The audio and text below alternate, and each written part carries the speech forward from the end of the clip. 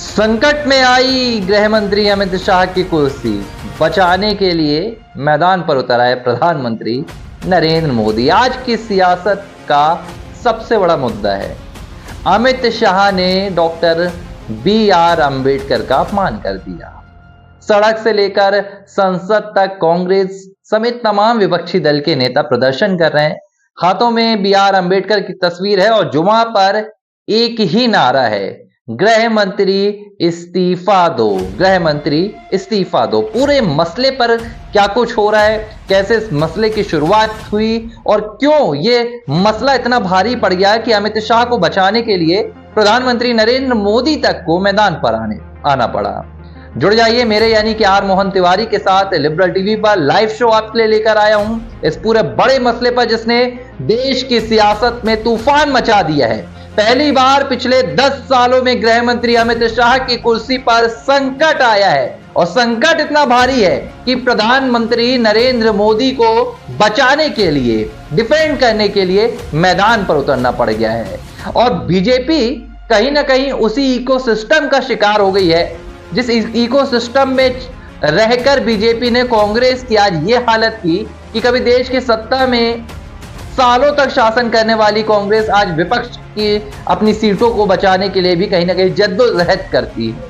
क्या है पूरी कहानी, चलिए आपको बताऊंगा। जुड़ जाइए फटाफट मेरे साथ, लाइव शो है आपके लिए लेकर आया हूं आज के सबसे बड़े मसले पर, गृह मंत्री अमित शाह की कुर्सी संकट पर। क्या है पूरी कहानी बताऊंगा।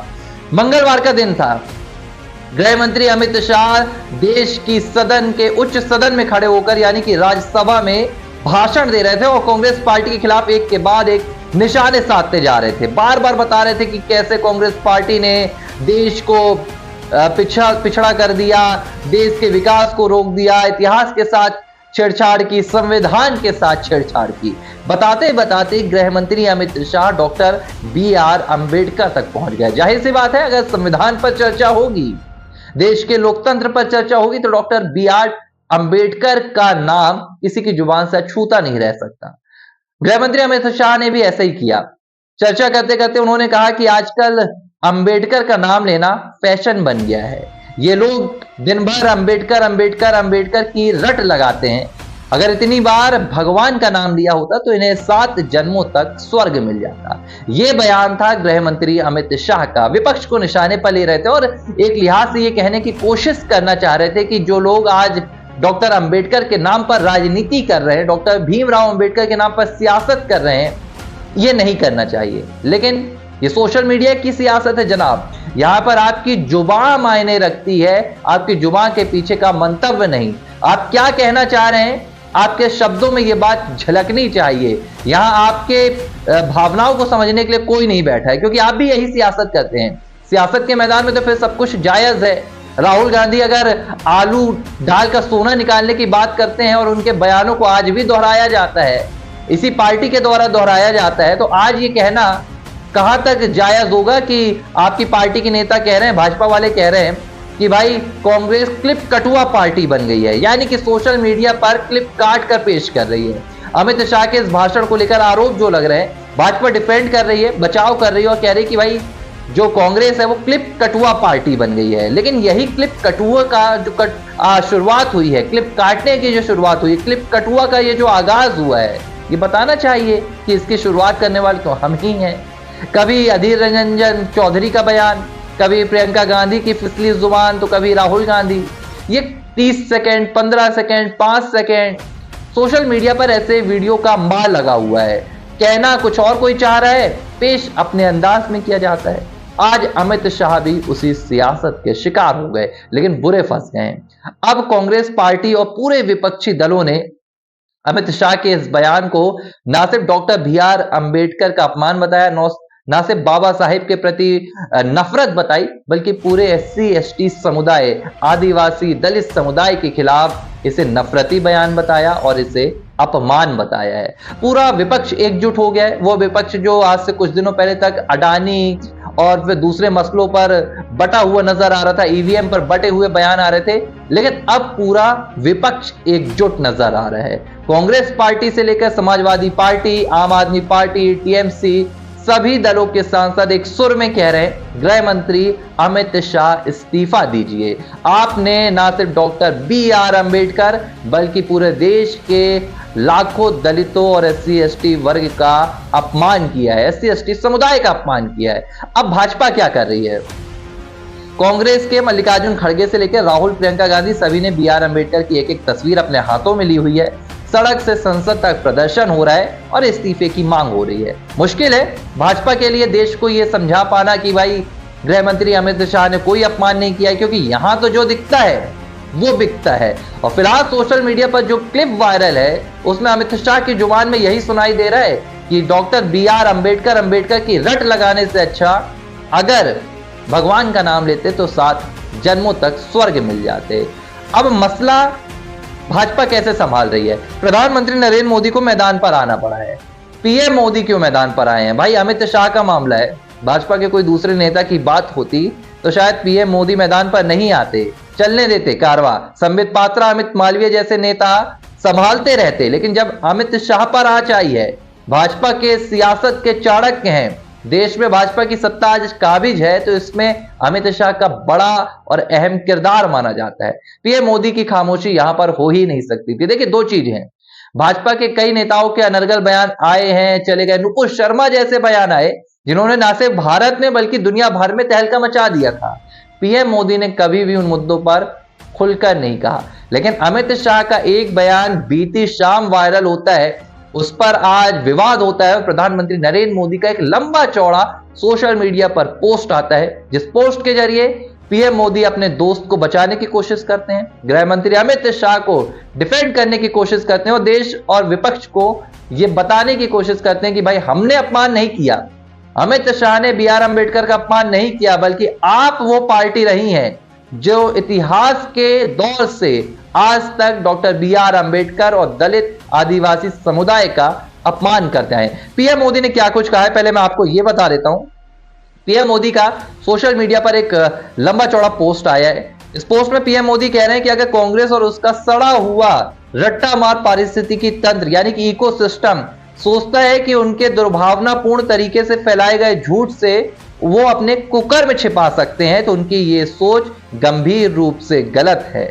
PM मोदी आगे कह रहे हैं कि भारत के लोगों ने कई बार देखा है कि कैसे एक वंश के नेतृत्व वाली पार्टी ने डॉक्टर BR अंबेडकर की विरासत को मिटाने और SC/ST समुदाय को अपमानित करने के लिए हर संभव गंदी चाल चली है। यहां PM मोदी गांधी परिवार को निशाने पर ले रहे हैं, क्योंकि PM मोदी जानते हैं कांग्रेस को निशाने पर लेना है तो उसके केंद्र पर गांधी परिवार ही रहेगा। PM मोदी यहां पर एक वंश की बात कर रहे हैं, हमेशा से अपने बयानों में ऐसा जिक्र करते हैं और वो इतिहास को याद दिला रहे हैं कि कब कब डॉक्टर BR अंबेडकर के साथ गांधी परिवार ने और कांग्रेस पार्टी ने अन्याय किया। PM मोदी आगे कहते हैं कि मैं आपको वो सूची बताऊंगा जब जब डॉक्टर BR अंबेडकर के प्रति कांग्रेस के पापों की सूची। यहां पर PM मोदी कह रहे हैं कि BR अंबेडकर को एक बार नहीं बल्कि 2 बार चुनाव में हराने का काम कांग्रेस ने किया था। पंडित नेहरू ने उनके खिलाफ प्रचार किया और उनकी हार को प्रतिष्ठा का मुद्दा बना दिया। ये PM मोदी ने दूसरा पॉइंट दिया।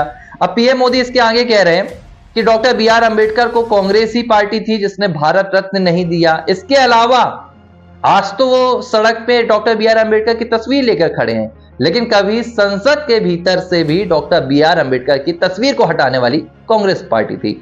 ये PM मोदी कह रहे हैं। PM मोदी आगे क्या कहते हैं?